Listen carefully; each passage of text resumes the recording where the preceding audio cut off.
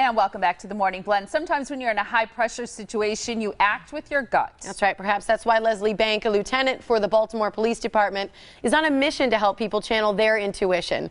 Leslie is with us now to talk about her new book, The Receptivity Project, Make the Connection. Welcome to the Morning Blend. Thanks for having me on. Great to meet you. You got to tell us how this started. You know, how it all began, that after being a lieutenant for 25 years with the Baltimore Police, and that you decided to kind of write a book about intuition and trusting your gut.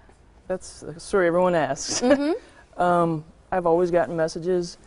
I would get like a full sentence about people and places. For instance, I was in the grocery store reading a magazine, and I heard she's thinking about leaving her husband. And I looked up, and there's a woman in front of me, and I assumed that's what they were talking about. And I always just ignored it. I thought it was my imagination. So in a roundabout way, I got an impression about someone and found out it was true. And then I was like, wow, all these things I've been getting all these years, are they all true? So that caused me to try and explore that, and I set about meditating and diving deeper into it, and I began channeling pretty readily, like more than just a sentence. And one of the things that my guides told me all along was that I should get this information out to other people, because people could relate to me because of my background. More grounded than maybe some people in this field. And so that's why I wrote the book. Yeah, it's interesting because you were a police lieutenant for 25 years. Yes. Right?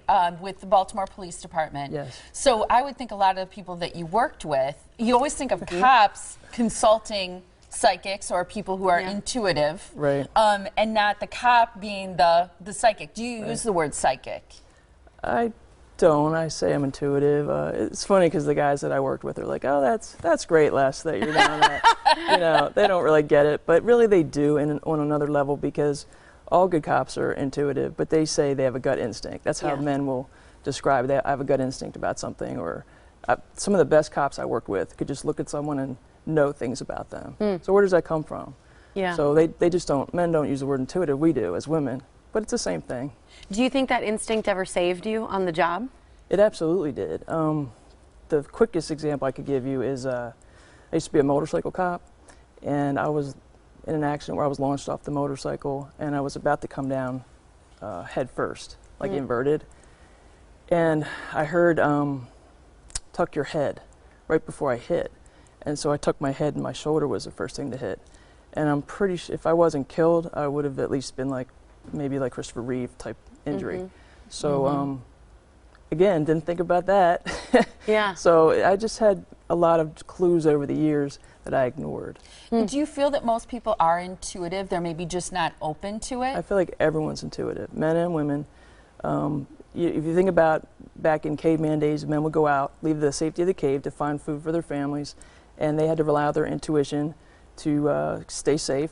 Women developed intuition you have to look at your baby's face, and your baby can't talk, but what does the baby need? What are you relying on? It's your intuition. My son had the croup one time. I didn't even know what that was.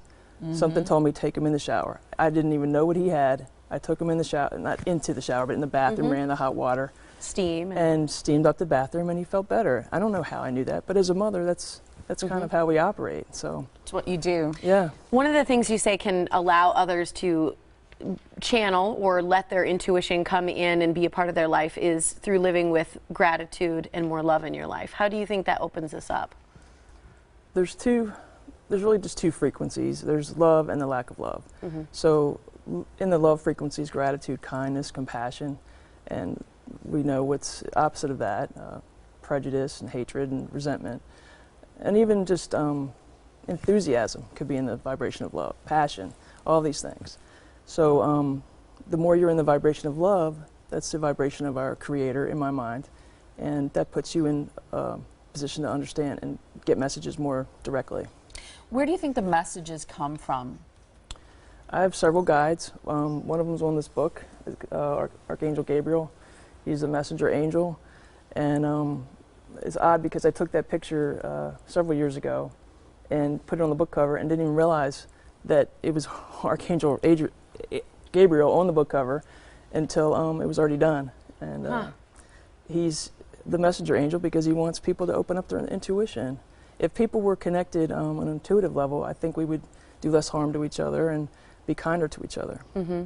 You think people get recurring messages throughout their life, and we need to learn to listen to those. Are those generally, do you believe, something that we really need to hear and pay attention to and change something, or is it guidance? What may it be? If you're getting a repeat situation in your life, you should look at that. An example, I think I gave this example in the book. I was trying to unload the dishwasher, and a utensil had it stuck, and I couldn't get the drawer to come out. Then I go to look for tape, and my desk drawer is stuck, and I had to move things around to get the tape.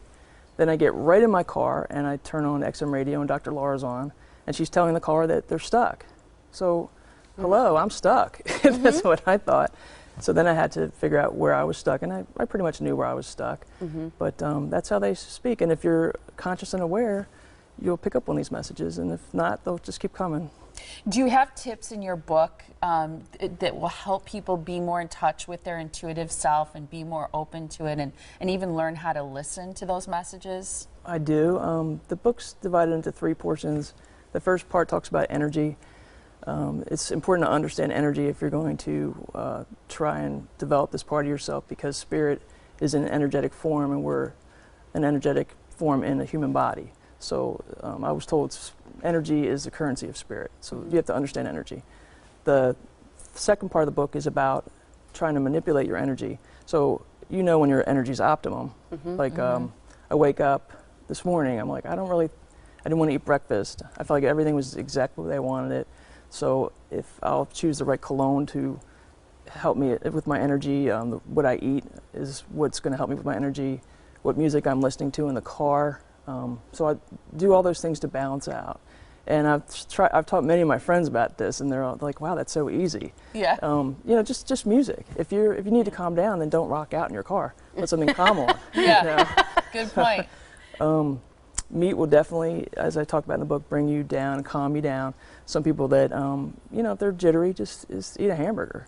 Like organic. I'm glad you said that, because I thought you were going to say the opposite about meat. We ran out of time, but is there one other food that people should maybe introduce to their diet?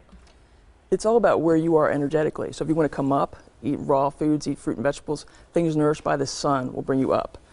Food sources nourished by the sun. Food sources nourished by the earth, dairy, meat, that's going to bring you down energetically. More calming. And so some people need to come down. Those people. And for me, I usually need to come up. So that's why I wrote the book, to help people understand that. I love it. Great. And people can get a copy of your book at your website. It's thereceptivityproject.com. Thank